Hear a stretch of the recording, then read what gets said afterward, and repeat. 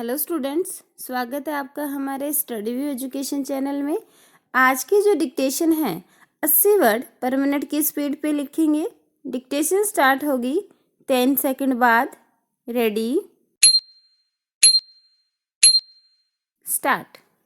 भारतीय reserve bank यानी RBI ने एक बार फिर कर्जदारों को राहत पहुंचाने का प्रयास किया है। विराम, उसने संशोधित दिशा निर्देश जारी कर कहा है कि अगर कोई कर्जदार समय पर किस्त नहीं चुका पाता तो बैंक उससे दंड शुल्क तो वसूल सकते हैं, मगर चक्रवृद्धि ब्याज नहीं ले सकते।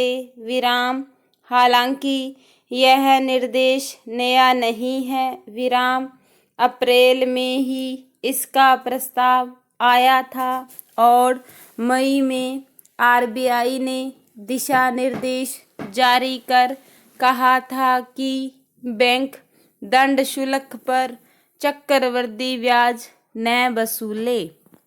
विराम, मगर बैंकों ने इस पर अमल नहीं किया, जिसके चलते आरबीआई को संशोधित दिशा निर्देश जारी करने पड़े हैं। विराम, दरअसल कोरोना महामारी के बाद बहुत सारे लोगों की आमदनी घट गई है।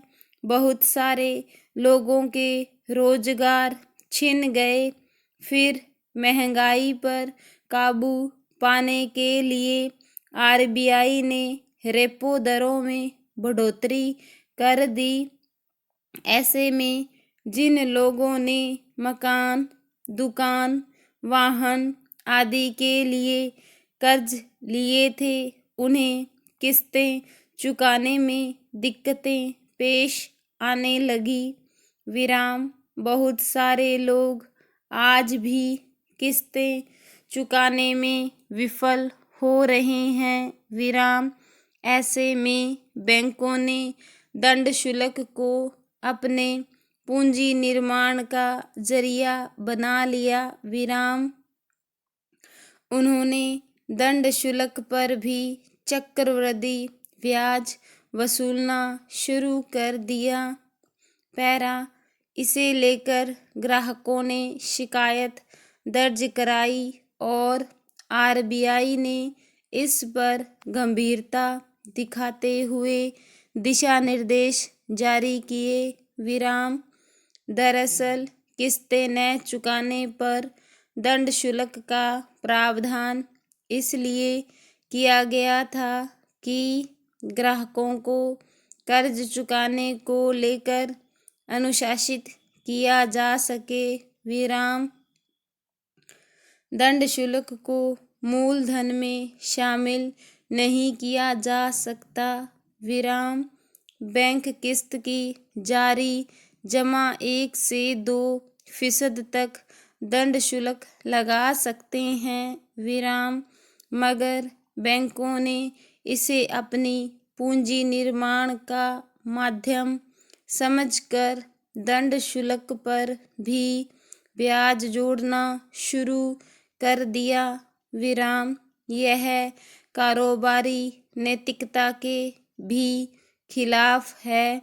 विराम, हालांकि यह प्रवृत्ति भी नई नहीं है। विराम, कोरोना काल में जब लोगों की आमदनी बंद हो गई थी, काम धंधे रुक गए थे, तब सरकार ने हर तरह के कर्जदारों को राहत देते हुए आदेश जारी किया था कि बंदी के समय में अगर कोई व्यक्ति अपनी किस्तें चुकाने में विफल होता है तो उससे किसी तरह का दंड न वसूला जाए और उन किस्तों का भुगतान उसे बाद में करने की भी सहूलियत दी जाए। विराम, मगर बैंकों ने उन किस्तों को मूलधन में जोड़कर चक्रवृद्धि ब्याज वसूलना शुरू कर दिया था। विराम तब भी आरबीआई को दखल देना पड़ा था। पैरा दरअसल बैंकों का कारोबार ही इस बात पर टिका होता है कि वे ग्राहकों को अधिक से अधिक कर्ज देकर उनसे ब्याज वसूले। विराम इसलिए बैंक ग्राहकों को कर्ज देने का प्रस्ताव देते रहते हैं। विराम मगर उस कर्ज के पीछे ब्याज जोड़ने में वे जिस तरह की मनमानी करते देखे जाते हैं वह बहुत सारे कर्जदारों के लिए समस्या बन जाती है। विराम किस्तें न चुकाने पर दंड शुल्क वसूलना तो नियम के मुताबिक जायज़ माना जा सकता है, मगर उस पर फिर से ब्याज जोड़ देना उन पर दोहरा दंड बन जाता है। विराम वैसे ही रेपो दरों में बदलाव के बाद बैंकों को थोड़ी रियायत मिली हुई है कि वे अपनी ब्याज दरों का निर्धारण खुद कर सकते हैं। विराम इसलिए वे पराये रेपो दर के अनुपात में अपने कर्ज पर ब्याज की दरें कुछ अधिक ही रखते हैं। विराम इसके बावजूद अगर वे थोड़े दंड की प्रक्रिया अपनाते हैं तो उसे किसी भी रूप में उचित नहीं कहा जा सकता। पैरा किसी भी बच्चे के भीतर रचनात्मकता की असीम संभावनाएं होती हैं। विराम अगर उसे एक सीमित ढांचे के भीतर समेट दिया जाता है तो उसकी प्रतिभा भी उसी दायरे में सिमट कर रह जाती है।